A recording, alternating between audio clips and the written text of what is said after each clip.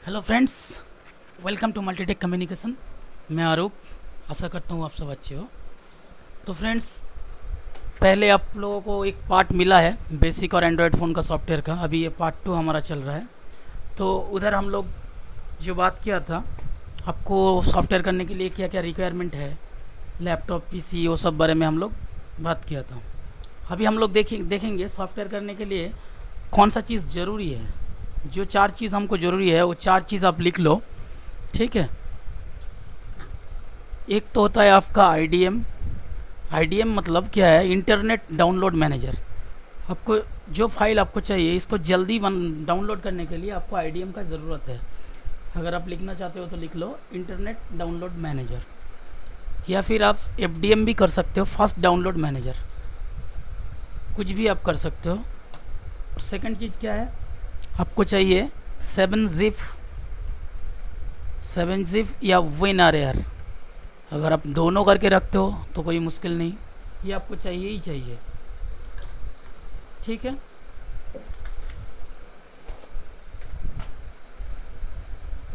चलिए,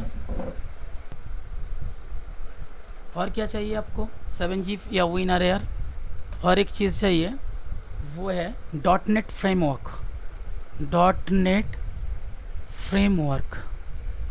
ये नाम लिख लो, dot net framework. Dot net framework क्या होता है? विंडोज़ 7 के लिए चाहिए। विंडोज़ 10 जिसके पास है उसका ऑलरेडी इंस्टॉल किया है, सिर्फ उसको अपग्रेड करने के लिए बोलेंगे। जब भी आप कोई प्रोफेशनल टूल्स या डोंगल यूज़ करोगे तो आपको dot net framework update, automatic update आएगा, आपको अपडेट करना है, ठीक है। चलिए, ये जो तीनों चीज़ या चारों चीज़ मैंने बताया, ये आपको कैसे डाउनलोड करना है ये मैं आपको दिखा देता हूँ। चलिए, इसके लिए मैं मिनिमाइज़ करता हूँ, अपने पीसी का कंट्रोल पैनल में जाता हूँ। देखिए, सॉरी,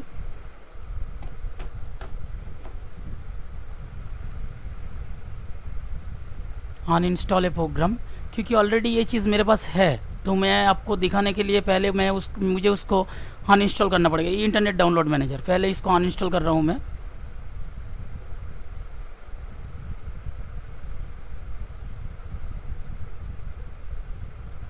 चलिए, अनइंस्टॉल हो गया। अभी फिनिश कर देता हूँ। आपको कैसे डाउनलोड करना है ये, आप इधर गूगल क्रोम में जाओ, लिखो इंटरनेट या आईडीएम डाउनलोड। आईडीएम डाउनलोड आप लिख सकते हो, आईडीएम फ्री डाउनलोड आप लिख सकते हो, IDM free download with crack, कुछ भी लिख सकते हो। चलो, मैं आपको दिखा देता हूँ। क्या आपने 2-3 वेबसाइट ऐसे खोल लो, राइट क्लिक करके, जैसे मैंने आपको दिखाया वैसे खोल लो। चलिए, आपको जाना पड़ेगा, ये लिंक 1 देखिए, IDM download IDM with IDM crack link 1 link 2। Password क्या है? 123। ये भी आपको ख्याल रखना पड़ेगा। चलिए, मैं इसको डाउनलोड करना चालू कर देता हूँ। मेरा ऑलरेडी आईडीएम इधर पड़ा है, मैं आपको पहले ये क्लियर करके दिखा देता हूँ, ठीक है। इसको रिमूव कर देता हूँ।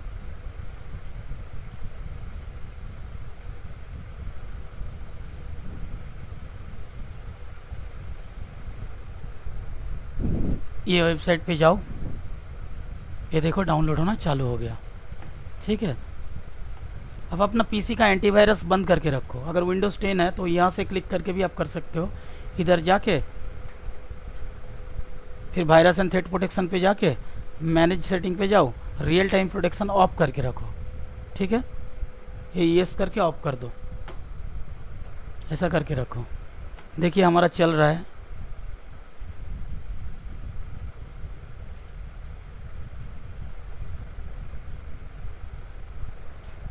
चलिए, इधर से भी आप इधर राइट क्लिक करके शो इन फोल्डर भी कर सकते हो। ये देखिए, ये डाउनलोड हो गया आईडीएम, ठीक है। चलिए, और अब उधर से भी निकाल सकते हो। चलिए, डाउनलोड फोल्डर में है मेरा ये है, ठीक है। मैं इसको नहीं करता हूँ क्योंकि ऑलरेडी मेरे पास है ये। मैं इसको क्या करता हूँ, राइट क्लिक करके जो 7G WinRAR बोल रहा था ना, आपके पास तो नहीं होगा, आपको पहले ये इंस्टॉल करना पड़ेगा। चलिए, मैं इसको एक्सट्रैक्ट कर लेता हूँ, ये WinRAR या 7 zip से कर लेता हूँ। 7 zip में जाके एक्सट्रैक्ट टू आईडीएम 6.3 ये कर लेना आप। देखिए, ये एक्सट्रैक्ट हो गया। इसको क्लिक करना है, फिर इसको क्लिक करो, ये जो है ना आपका, इसको रन एज एडमिनिस्ट्रेटर कर दो, करके आप यस करो। देखिए मेरा ये काम चल रहा है।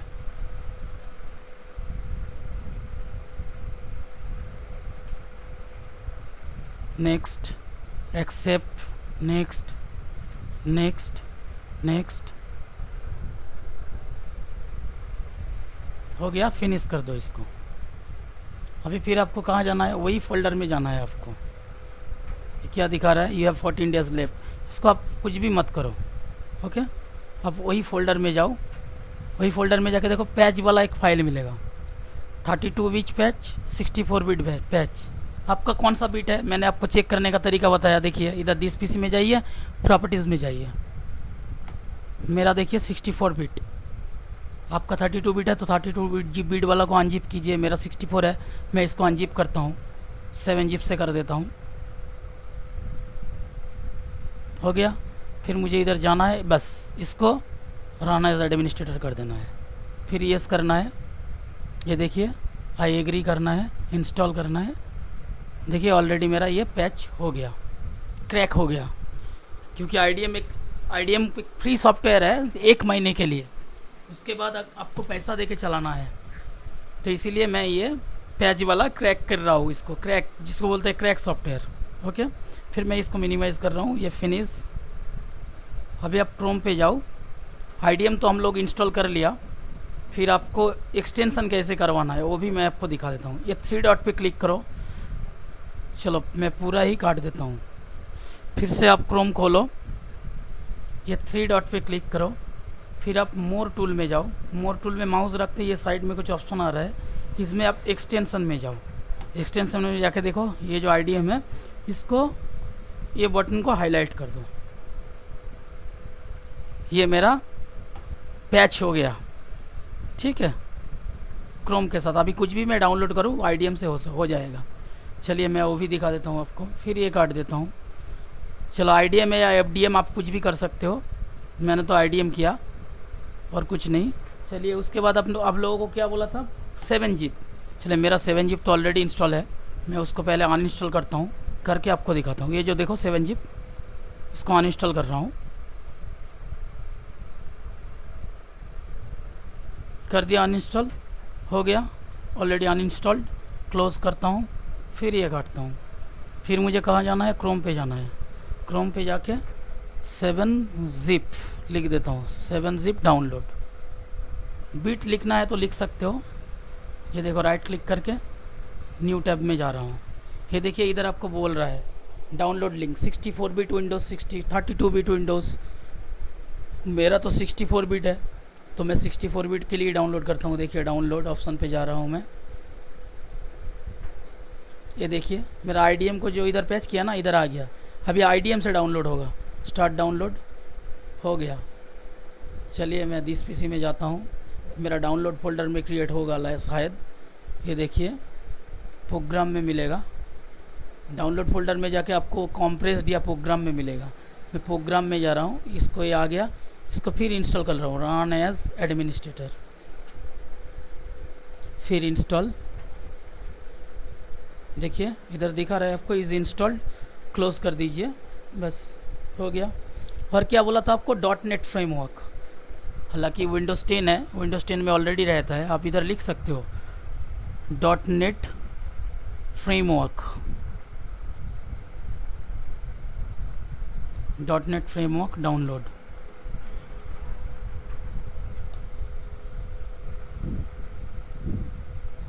दो तीन लिंक खोल लो आप। चलिए ये देखो .NET फ्रेमवर्क 4.8 जो लेटेस्ट वर्जन चल रहा है, ये है ना। चलो मैं इसको क्लिक कर रहा हूँ, डाउनलोड .NET फ्रेमवर्क्स। ये डेवलपर पैक का ज़रूरत नहीं है, यही करो आप। ये देखिए ये भी मेरा डाउनलोड हो गया। किधर मिलेगा आपको, जैसे बोला था मैं, दिस पीसी में जाओ, डाउनलोड में फिर जाओ आप, शायद प्रोग्राम में मिलेगा। हाँ देखिए आ गया .NET फ्रेमवर्क। तो इसको भी मुझे इंस्टॉल करना पड़ता है, मेरा ऑलरेडी है, फिर भी मैं आपके लिए करके दिखा रहा हूँ। ओके,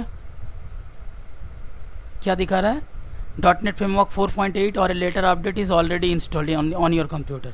मेरे कंप्यूटर में ये अपडेटेड वर्जन ऑलरेडी इंस्टॉल है, इसीलिए दिखा रहा है। चलो मुझे करने का ज़रूरत नहीं, मैं क्लोज़ करता हूँ। हो गया। आप ये चीज़ बार बार मैं आपको बता रहा हूँ, आप लिख लो IDM को कैसे पैच करना है। IDM तो डाउनलोड कर लिया, इंस्टॉल भी कर लिया, उसको पैच भी कर लिया, फिर उसको एक क्रोम के साथ एक्सटेंशन कैसे करना है। ये जो क्रोम के साइड में आपको 3 डॉट मिल रहा है ना, इधर आइए, 3 डॉट में आप क्लिक कीजिए, फिर आप देखिए मोर टूल्स में माउस रखते ही ये ऑप्शन आ जा रहा है। तो इसमें कहाँ जाना है आपको, एक्सटेंशन पे जाना है। तो ये मेरा जैसे हाईलाइट हो रहा है, आपका ऐसे बंद हुआ होगा, तो आपको सिर्फ हाईलाइट करना है, इसको ऑन करना है। ओके, ऐसे हो जाएगा।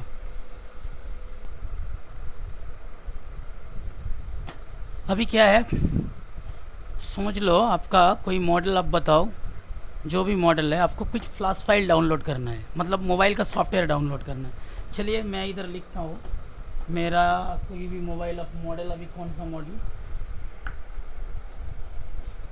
चलिए मेरा ही मॉडल का लिखता हूँ, Vivo Y12 flash file.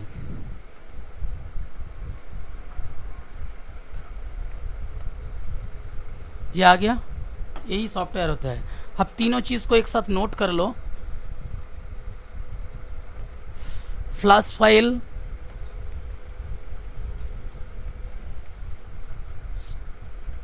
Stock रोम या फर्मवेयर, तीनों बात एक ही है। तीनों मतलब ये तीनों मतलब आपका फ्लैश फाइल ही है, जो मोबाइल का जो सॉफ्टवेयर है वही है। चलिए ये भी मैं आपको कैसे दिखा देता हूँ, ये देखिए आप। अभी मैंने क्या लिखा था इधर, Vivo Y12 फ्लैश फाइल। अभी इधर मैं लिखता हूँ Vivo Y12 फर्मवेयर। ये देखिए फिर भी ये आ रहा है। अगर मैं इधर लिखूँ, सॉरी, अगर मैं इधर लिखूँ Vivo Y12 स्टॉक रोम, Vivo Y12 स्टॉक रोम, फिर भी सेम चीज़ ही आ रहा है। मतलब ये बात क्या हुआ, आपका फ्लैश फाइल, फर्मवेयर और स्टॉक रोम बात एक ही है, आप कुछ भी लिख सकते हो। ठीक है, मोबाइल को क्या है, आपको सॉफ्टवेयर करना या फ्लैश करना, अपग्रेड करना, सब बात एक ही है। या मोबाइल में आप बोल भी सकते हो मोबाइल को फर्मवेयर इंस्टॉल करना, सभी कुछ बात एक ही है। मोबाइल में स्टॉक रोम डालना, सब बात एक ही है। ठीक है, चलिए अभी इस विषय से बात बाद में करेंगे।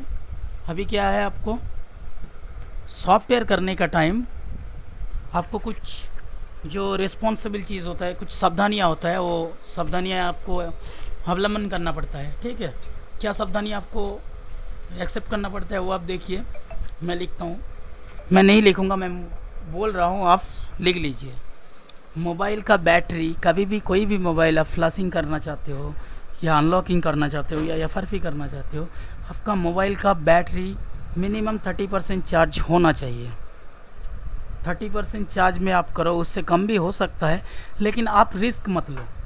ठीक है, और क्या बात है, और 2 नंबर में आप पॉइंट डालो, पॉइंट डाल के लिखो, मोबाइल जो कंप्यूटर के साथ आप कनेक्ट करते हो मोबाइल ना, USB केबल के द्वारा, मोबाइल कभी भी डिस्कनेक्ट नहीं होना चाहिए। सॉफ्टवेयर करते टाइम हो गया, फिर डिस्कनेक्ट करो। मोबाइल में हाथ नहीं लगाना है, एकदम अच्छे से आपको उसको रख दो। आपका जो USB होता है केबल, वो ऐसे हिलना नहीं चाहिए, कुछ भी नहीं चाहिए। ओके, तो इसलिए क्या होता है, अगर वो हिल जाएगा तो आपका फ़ोन करप्ट हो सकता है, फ़ोन डेड भी हो सकता है, फिर उसको आप फ्लैश कर सकते हो। ठीक है, और क्या होना चाहिए, अब अगर आप लैपटॉप के द्वारा सॉफ्टवेयर करते हो तो आपका इलेक्ट्रिक चला जाएगा, फिर भी आपका लैपटॉप में बैटरी चार्ज रहता है, तो उस टाइम कोई प्रॉब्लम नहीं होता है।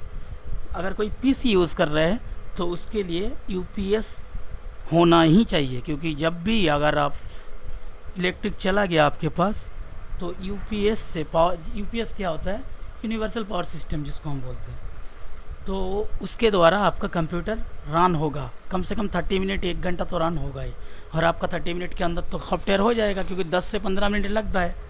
ओके, और क्या क्या चीज़ आपको सावधानी होना चाहिए, कस्टमर को पहले ही आप बोल दो, मोबाइल का जो भी डेटा होगा, उसका जो भी डेटा होगा, कोई फ़ोटो, वीडियो, कॉन्टैक्ट्स, कुछ भी फाइल, उसका डिलीट हो जाएगा। अगर वो चाहते हैं उसका, अगर मोबाइल ऐसा कंडीशन में है तो उसको बैकअप लेने के लिए बोलो, अगर नहीं है तो वो कुछ नहीं कर सकते, तो आप भी कुछ नहीं कर सकते हो, ठीक है।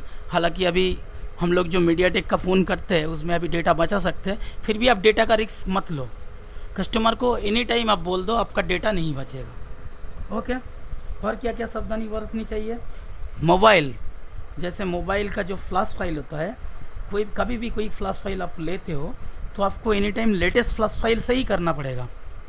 जो अभी लेटेस्ट फ्लैश फाइल मिल रहा है आपको कोई भी वेबसाइट से या इंटरनेट से, वही फाइल आप डालो। ओल्ड फ्लैश फाइल का भी आप पिछले वर्जन का, न्यू मतलब बैकडेटेड वर्जन का डाउनग्रेड करते हो तो उस टाइम क्या होता है, ओल्ड फ्लैश फाइल से आपको मोबाइल डेड होने का चांस बहुत रहता है। कैसे आपको समझोगे आप जो मोबाइल का फ्लैश फाइल लेटेस्ट है या नहीं? चलिए मैं कुछ दिखाता हूँ।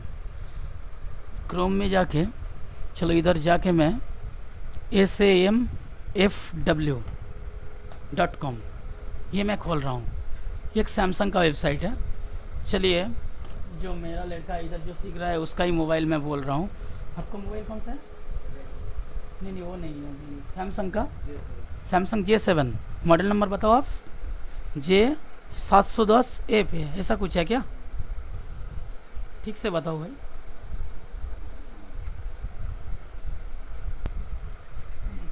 तो उसका जो मॉडल है समझ लो J700F है। J7 है। J7 का भी बहुत सारा मॉडल आता है, आपको देखना पड़ेगा। सेटिंग में जाके, अबाउट में जाके भी आप देख सकते हो, या फ़ोन खोल के आप देख सकते हो, ठीक है। J700F है उसका। चलिए इसको मैं एंटर कर रहा हूँ।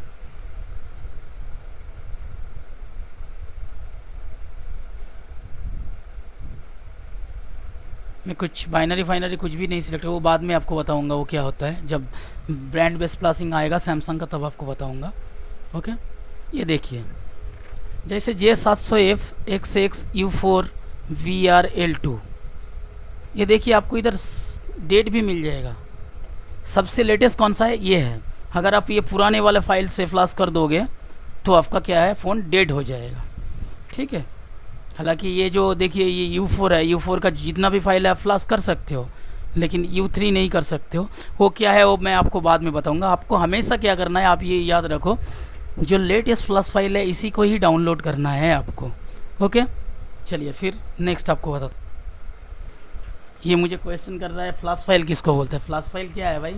मोबाइल का जितना भी फंक्शन होता है ना, मोबाइल का जो भी फंक्शन होता है उसका जो भी सॉफ्टवेयर होता है वो जिस फाइलों के अंदर रहता है उसको ही फ्लैश फाइल हम बोलते हैं, ओके। और क्या है, और क्या क्या चाहिए आपको? USB ड्राइवर डाउनलोड करना चाहिए। USB ड्राइवर कौन सा है? बहुत सारा ड्राइवर है। जैसे अलग अलग चिपसेट के लिए अलग अलग ड्राइवर होता है। मीडियाटेक के लिए मीडियाटेक का ड्राइवर होता है, क्वालकॉम के लिए क्वालकॉम का ड्राइवर होता है, सैमसंग के लिए अलग ड्राइवर होता है, LG के लिए अलग ड्राइवर होता है। वो ड्राइवर कैसे डाउनलोड करना है, कौन सा क्या डाउनलोड करना है, वो जब मैं एक एक CPU बेस्ड या ब्रांड बेस्ड फ्लैशिंग स्टार्ट करूँगा उस टाइम पहले आपको बताऊँगा। और एक और क्या होता है, ये ड्राइवर तो हो गया। मोबाइल का अलग अलग जैसे मोड होता है, फ्लैशिंग मोड, उस मोड के लिए क्या अलग अलग ड्राइवर का ज़रूरत पड़ता है। चलिए आप लिख लो मोड, फ्लैश मोड या मोड, कुछ भी आप लिख लो, फ्लैश मोड या मोड, कुछ भी आप लिख सकते हो। क्या है फ्लैश मोड? बहुत सारा मोड होता है। जैसे आपको मैं बताता हूँ इधर EDL मोड। EDL मोड मतलब आपको बोलता है, हम लोग फुल फॉर्म है उसका, एनेबल डाउनलोडिंग मोड, ओके। आप लिखना चाहे तो लिख सकते हैं साइड में, इस साइड में आप लिख लो एनेबल डाउनलोडिंग मोड। और क्या चाहिए आपको? एनेबल डाउनलोडिंग मोड आपका हो गया। फिर कौन सा है? ADB मोड, ठीक है। फिर आपको कौन सा मोड आएगा? मेटा मोड, ये भी हो गया। उसके बाद क्या आता है सोचता हूँ, reboot to boot loader mode, reboot to boot loader mode. और क्या आता है? First boot mode, first boot mode. और क्या आता है? Diagnostic mode, diagnostic mode. इतना सारा डिफरेंट डिफरेंट मोड होता है, डिफरेंट डिफरेंट मोडों के लिए डिफरेंट डिफरेंट ड्राइवर होता है। ठीक है, तो वीडियो बहुत ज़्यादा लंबा हो गया, 20 मिनट तक हो गया। अभी हम लोग नेक्स्ट वीडियो में कंप्लीट करेंगे। ये पार्ट 2 हमारा चल रहा है। तो आपको क्या करना है, आप चैनल को थोड़ा सब्सक्राइब करो, लाइक करो और शेयर करो। ठीक है।